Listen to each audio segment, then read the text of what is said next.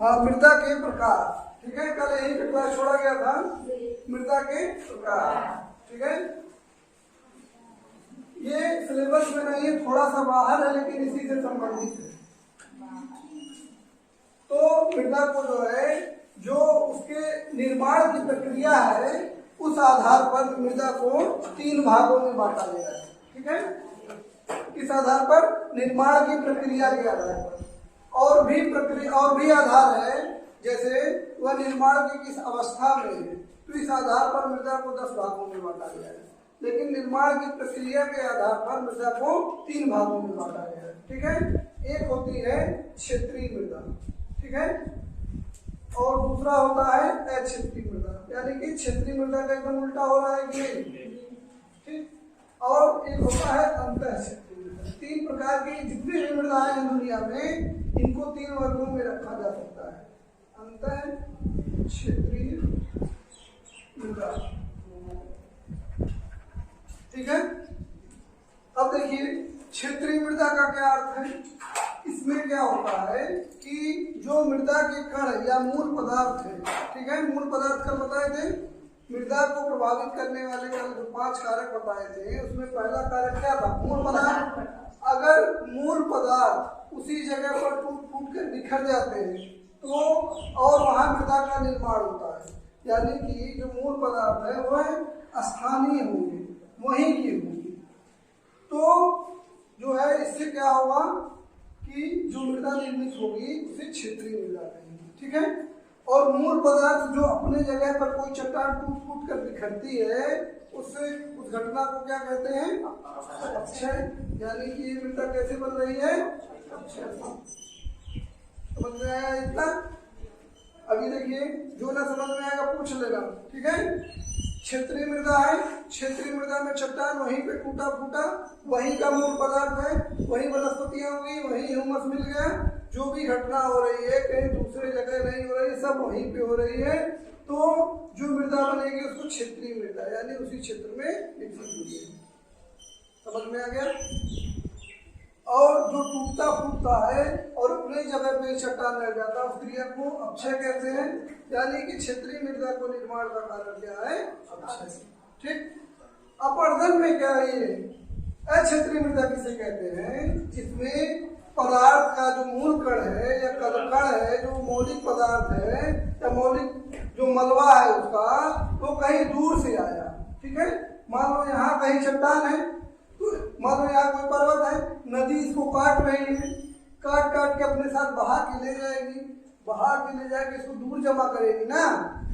मान लो यहाँ से बहाई, ये स्थान ए है, और इसको ले जाके जमा किया स्थान बी पे, तो यहाँ मिट्टी बनेगी, जल द्वारा निर्मित है, जलोढ़ मिट्टी बनेगी। ठीक है, जलोढ़ मृदा बनेगी। अगले चैप्टर में पढ़ाएंगे नदी से निर्मित स्थलाकृतियां, तो उसमें सब आएगा। तो जलोढ़ मृदा जब बनेगी तो इस प्रकार की मृदा को जो है, जो मूल पदार्थ है वो दूसरे जगह से आ रहा है कि नहीं? यानी उस क्षेत्र का नहीं है, यानी कि अक्षेत्रीय है। अक्षेत्रीय का मतलब उस क्षेत्र का नहीं है। तो मूल पदार्थ दूसरे क्षेत्र से आ रहा है, तो इससे जो मृदा बनेगी उसे क्या कहेंगे? अक्षेत्रीय मृदा। इसका एक उदाहरण हो गया जलोढ़, हो कि नहीं? जलोढ़ मृदा इसका उदाहरण हो गया। उत्तर भारत का मैदान जिसमें हम लोग रहते हैं, जो बलिया है, जो भी जगह है, ये अक्षेत्रीय मृदा का क्षेत्र हो गया कि नहीं? समझ में आ रहा है? अब जल से निर्मित मृदा है तो जलोढ़ हो गया, पवन से निर्मित मृदा है तो क्या हो गया? लोयस। एक मृदा होती है जो पवन के जमने से निर्मित होती है, उसको लोयस कहते हैं। हिम से निर्मित है तो हिमोड़ कहते हैं। तो इस प्रकार की मृदा जितनी भी है वो क्या है? क्षेत्रीय मृदा के उदाहरण में। इसमें क्या आ जाएगा? क्षेत्रीय मृदा के उदाहरण में विश्व की सबसे उपजाऊ जो मृदा है उसको बोलते हैं चरनोजम। क्या बोलेंगे? चरनोजम मृदा या प्रेरी। प्रेरी कहाँ पे है? उत्तरी अमेरिका में घास का मैदान है, वहां जो मृदा पाई जाती है भी चरनोजम में स्टीपी घास पाई जाती है। इस मिट्टी का नाम चरनोजम है। ये सब घास के मैदान वाले क्षेत्र है। यहाँ जो देखिए ध्यान से, ये जो क्षेत्रीय मृदा है यहाँ घास पाई जाती है। अब घास लाखों सालों से पाई जा रही है वहां, तो जब मनुष्य नहीं रहा होगा तो घास उगती होगी, फिर सड़कें गिर जाएगी, फिर उगेगी, फिर सड़कें गिर जाएगी। वहाँ ह्यूमस की कमी होगी कि अधिकता? अधिकता होगी। मिट्टी का रंग इसी कारण से यहाँ पे लगभग काला है, ठीक है। चरनोजम मृदा काली मृदा भी कहते हैं। तो यहाँ जो काला मृदा है, काली मृदा है, वह ह्यूमस की वजह से है। तो ये उपजाऊ भी बहुत अधिक होती है। यहाँ पर गेहूं की कृषि की जाती है, जो विश्व में सबसे अधिक गेहूं पैदा किया जाता है इसी चरनोजम मिट्टी के क्षेत्र में, प्रेरी घास के मैदान के क्षेत्र में। समझ में आया? क्षेत्रीय मृदा भी समझ में आ गया। अब इस पे आते हैं अंतर क्षेत्रीय मृदा। आगे बढ़े, कोई दिक्कत हो तो बताओ, ठीक है। अब देखिए अंतर क्षेत्रीय मृदा क्या होती है। ये कहीं भी क्षेत्रीय मृदा के अंदर या अंतर या अक्षेत्रीय मृदा के अंतर्गत कोई क्षेत्र ऐसा हो जाए जिसमें जल की मात्रा अधिक, मतलब देर तक वहां पर रुकी रह जाए, तो इससे मिट्टी के गुणों में परिवर्तन आ जाता है। वास्तव में क्षेत्रीय मृदा के क्षेत्र में होता है, ठीक है। क्षेत्रीय मृदा का जहाँ क्षेत्र है वहाँ पे पानी का जमाव होने की वजह से या किसी विशेष तत्व की अधिकता की वजह से क्षेत्रीय मृदा के अंतर्गत ही इस मृदा का निर्माण होता है। इसी नाम इसका क्या है? अंतर क्षेत्रीय। यानी क्षेत्रीय मृदा के क्षेत्र में ही एक उसी में अलग से वर्ग बन गया है, विशेष तरह का है, ठीक है। यहाँ पे चूने की अधिकता कभी इस मिट्टी में पाई जाएगी या कोई और गुण पाया जाएगा, ठीक है। तो इस मिट्टी का उदाहरण है ब्राजील में पाया जाने वाला टेरा रोसा मिट्टी। टेरा रोसा एक मिट्टी होती है जिसमें कहवा की कृषि की जाती है, कॉफी की कृषि की जाती है, ठीक है। टेरा रोसा मृदा नाम सुने होंगे, कभी पढ़ेंगे तो। एक आता है रेंडजीना। रेंडजीना मृदा जो है कहाँ पाया जाएगा? ये पाया जाएगा आपका अर्जेंटीना में, ठीक है। तो टेरा रोसा, रेंडजीना, ये सब अंतर क्षेत्रीय मृदाएं हैं। समझ में आया इतना? हाँ, ये सब प्रतियोगी परीक्षाओं के लिए ही है। ये जो पढ़ा रहे हैं ये सब प्रतियोगी परीक्षाओं के लिए। बीएचयू का आप एंट्रेंस ले जाएंगे उसमें भी ये आएगा। समझ में आ रहा है? तो ये पढ़ाने का उद्देश्य यही है कि मिट्टी के साथ अक्षय प्रदर्शन के साथ इसको भी पढ़ा दे, ताकि ये बीए में जाने के बाद पढ़ने को मिलेगा। अभी यहाँ पे उसी में जोड़ दे रहे हैं, सिर्फ परिचय बता रहे हैं। अभी बहुत ज्यादा अंदर तक जाके नहीं पढ़ रहे। जैसे क्षेत्रीय मृदा को पेडाफर और पेडाकल में बांटते हैं, इसको लोयस, ह्यूमस, अरे लोयस में, जलोढ़ में, हिमोड़ में बांटते हैं। इसमें होता है, इसमें क्या क्या गुण होता है, कौन कौन सी फसलें पाई जाती है, उतना विस्तार में नहीं जा रहे हैं। ये हम अक्षय और अपरदन से जोड़ने के लिए इतनी मृदा का भी पढ़ा रहे हैं, ठीक है। विस्तार से कभी बाद में पढ़ा देंगे जब प्रतियोगी परीक्षा वाला पढ़ाएंगे। जैसे एक्स्ट्रा क्लास पढ़ाते हैं ना, तो उसमें पढ़ा देंगे अगर आया। नहीं तो कभी भूगोल लेना बीए में तो पढ़ा देंगे उसमें। अब देखिए, अब क्या हो गया? मृदा के प्रकार हो गया। अब मृदा का निर्माण अक्षय की क्रिया के द्वारा जो क्षेत्रीय मृदा बनी है वह कैसे होता है? अक्षय बताए थे। अक्षय कितने प्रकार का होता है? 3 प्रकार का, ठीक है। कौन कौन सा? भौतिक अक्षय, भौतिक, रासायनिक और जैविक, ठीक है। अब देखिए भौतिक अक्षय में क्या होगा? इसमें चट्टानों पर यांत्रिक बल या ताप या दबाव के कारण टूटेंगे कि नहीं? यही ना बताए थे, ताप या दबाव के कारण टूटते हैं। मान लो कोई चट्टान है तो क्या होगा? बड़े बड़े टुकड़े बन जाएंगे कि नहीं? बनेंगे। और टूटते टूटते ये महीन कण बनेंगे अंतिम में कि नहीं? क्या बन जाएंगे? कण बन जाएंगे, ठीक है। भौतिक अक्षय में क्या हुआ? कोई चट्टान थी, इस पे ताप और दाब के कारण जो है चट्टानें पहले क्रैक होंगी, यानी चटकन पड़ेगी। फिर चटकन पड़ने के बाद वो बड़े बड़े टुकड़ों में बिखर जाएंगे। फिर ये बड़े बड़े टुकड़े टूटते टूटते अंतिम में महीन महीन कण बन जाएंगे कि नहीं? समझ में आया? तो कल जो पढ़ाए थे मृदा को प्रभावित करने वाले कारक, उसमें पहला क्या था? मूल पदार्थ। तो मूल पदार्थ इन्हीं चट्टानों के टूटने से जो कण बना यही मूल पदार्थ है। समझ में आया? आ रहा है? अब देखिए रासायनिक जो अक्षय होता है, हम बताए थे रासायनिक अक्षय में कि इसमें गुणों का परिवर्तन नहीं हो रहा है।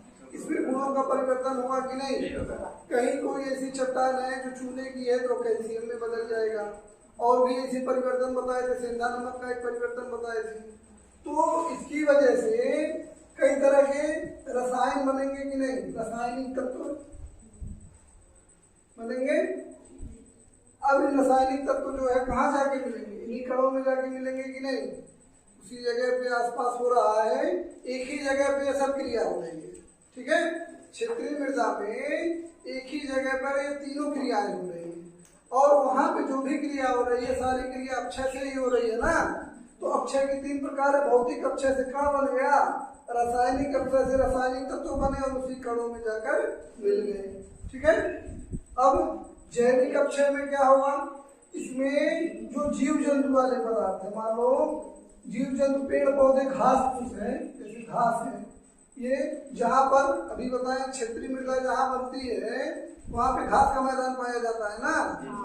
अब इन जैविक पदार्थों का अक्षय होगा कि नहीं? जैविक पदार्थ सड़ेंगे गलेंगे, ठीक है, जैविक पदार्थ सड़ेंगे गलेंगे ना। और सड़ने गलने से क्या बनता है? ह्यूमस। बताए थे, सड़ने गलने से ह्यूमस मिला। फिर ये भी आगे इसी काम में मिलेगा कि नहीं? जब यही तीनों चीजें आपस में मिल जाएंगी तो इससे जो चीज बनेगी उसी को क्या कहेंगे? समझ में आया? फिर से एक बार देखते हैं। क्षेत्रीय मृदा अक्षय क्रिया से बनती है। अक्षय क्रियाएं तीन तरह की, भौतिक अक्षय, रासायनिक अक्षय और जैविक अक्षय। ठीक है, भौतिक अक्षय जब होगा तो चट्टानें टूट फूट कर बड़े टुकड़े, बड़े से छोटे और अंतिम में जाकर बन जाएंगी। ठीक है, रासायनिक अक्षय से क्या होगा? वह चट्टान टूटते टूटते कई सारे रासायनिक तत्वों में बदल जाएगा। ठीक है, और वह रासायनिक तत्व इस कणों में आगे मिल जाएंगे। ठीक, और जैविक तत्व क्या होता है? इसमें घास, जैसे जो जैविक तत्व है वहाँ घास, पेड़ पौधे, वनस्पतियां, घास इसलिए लिखे हैं क्योंकि क्षेत्रीय मृदा घास वाले मैदानों में अधिक पाई जाती है।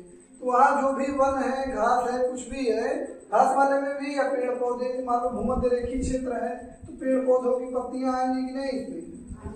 ये सब गलेंगे सड़ेंगे तो अंतिम रूप में क्या बनेंगे? ह्यूमस। और ह्यूमस इसी कणों में आकर मिल जाएगी। तो ये कण रासायनिक तत्व और ह्यूमस आपस में मिल जाएंगे, इसी से क्या बनेगा? मृदा।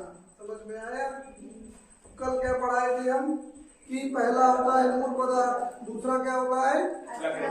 अस्थलाकृतियां। तो अस्थलाकृतियां अगर प्लेन है तो ही रह जाएगी, जैसे प्लेन का मतलब मैदानी क्षेत्र है तो ही रह गई।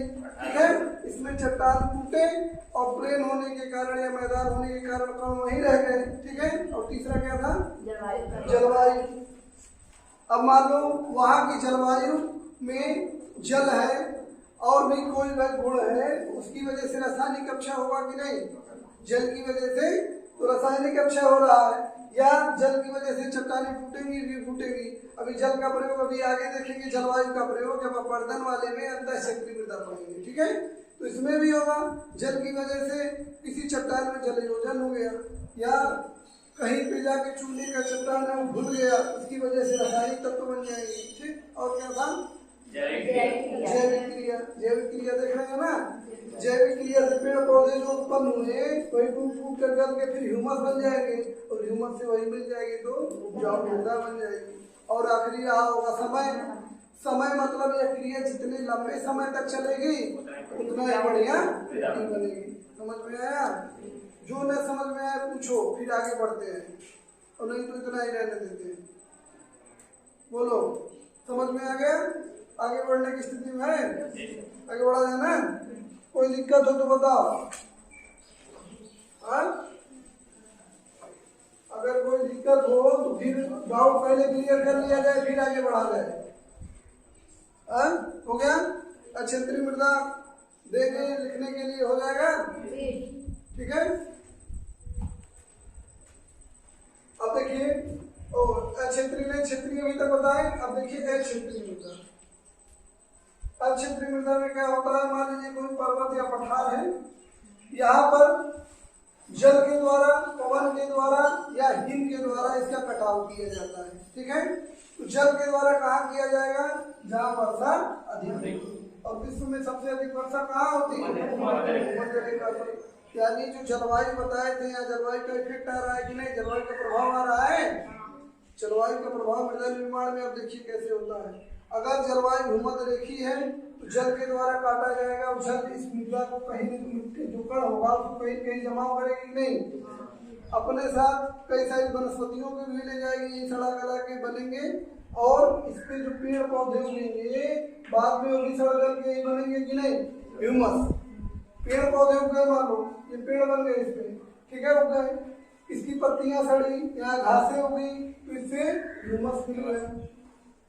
और इसी के साथ जब आता है जल के साथ कण तो उसमें बहुत सारे रासायनिक तत्व होते हैं जो जल से क्रिया करके दूसरे रासायनिक तत्व बना लेंगे। यानी कि इसमें रासायनिक तत्व भी हैं, ह्यूमस भी हो गए और कण हो गया, तो मिट्टी बन गई कि नहीं। अब इसमें ह्यूमस की मात्रा अक्षेत्रीय मृदा की तुलना में कम रहेगी कि ज्यादा, ध्यान से सोच के बताओ। मतलब अक्षेत्रीय मृदा में क्षेत्रीय मृदा की तुलना में ह्यूमस कम रहेगा कि ज्यादा? किसमें ज्यादा रहेगा ये बताओ? क्षेत्रीय मृदा में। समझ में आ रहा है कि नहीं? इस मृदा में ह्यूमस कम रहेगा कि नहीं, क्योंकि ये काट के दूसरी जगह से लेके आ रहा है। अब यहाँ मिट्टी बनेगी, इस पे पेड़ उगेगा, वहां पहले से हुआ है और वही सब रह जा रहा है। हो सकता है इसका अपरदन होकर दूर चला जाए यहाँ का ह्यूमस, ठीक है, समझ में आया।